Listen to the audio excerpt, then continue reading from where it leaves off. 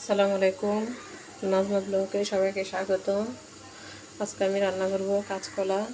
এই জন্য আমি প্রথমে দিয়ে দিলাম তেল, এখন দিয়ে দিব সামান্য রসুন আর দিয়ে দিব সামান্য পেঁয়াজ।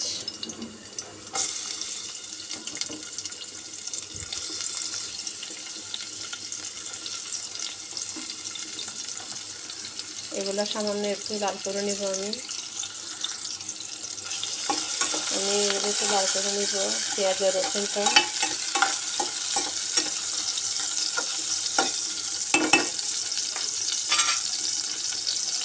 আমি এই ফাঁকে কলার মধ্যে দিয়ে দিচ্ছি সামান্য মশলার গুঁড়া, সামান্য লবণ আর সামান্য পরিমাণ হলুদের গুঁড়া।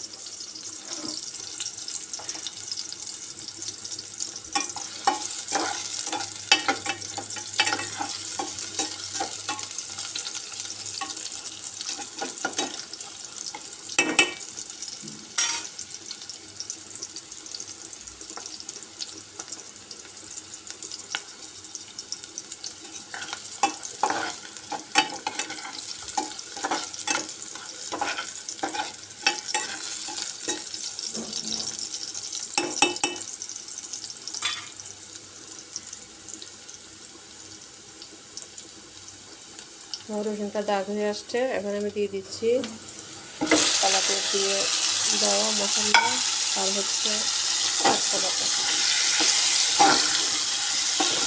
কাঁচকলা হইতে বেশি সময় লাগে না,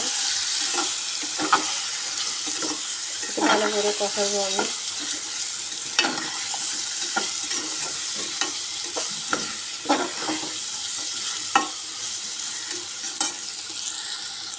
একটু ভালো করে কষাতে হবে।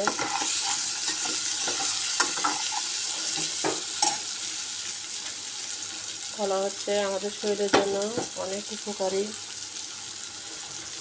কাঁচকলার গুণাগুণ বলে শেষ করতে পারবো না। এভাবে করে খাবেন, রান্না করে দেখবেন ভালো লাগে। যেহেতু বেশি গরম পড়তেছে,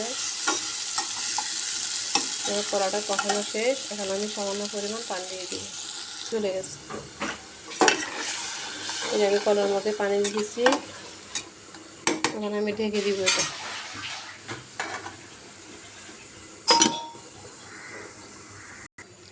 এর ফাঁকে একটা বড় সাইজের আইল মাছ কাটা নিচ্ছি আমি, এটা রান্না করবো আজকে। টমেটো কাটা নিচ্ছি, এখানে পেঁয়াজ কাটা নিচ্ছি, এখানে এই কিছু বলে কদু কাটা নিচ্ছি, কদুটা আমি ভাজি করব।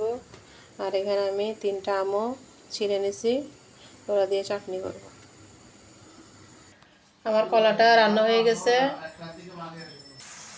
আসলে বন্ধুরা কারেন্টটা চলে গেছে, এই জন্য একটু অন্ধকার লাগতেছে। কলাটা আমার রান্না হয়ে গেছে, কেমন হয়েছে অবশ্যই জানাবেন। আর যারা আমাকে লাইক করেন, কমেন্ট করেন, সুন্দর সুন্দর কথা বলেন, তাদের কাছে আমি অনেক অনেক কৃতজ্ঞ। ঠিক আছে, আপনারা এত সুন্দর সুন্দর কমেন্ট করতেছেন, যেটা আমাদের নতুন নতুন ভিডিও বানানোর জন্য আরও আগ্রহ বাড়িয়ে দিচ্ছে।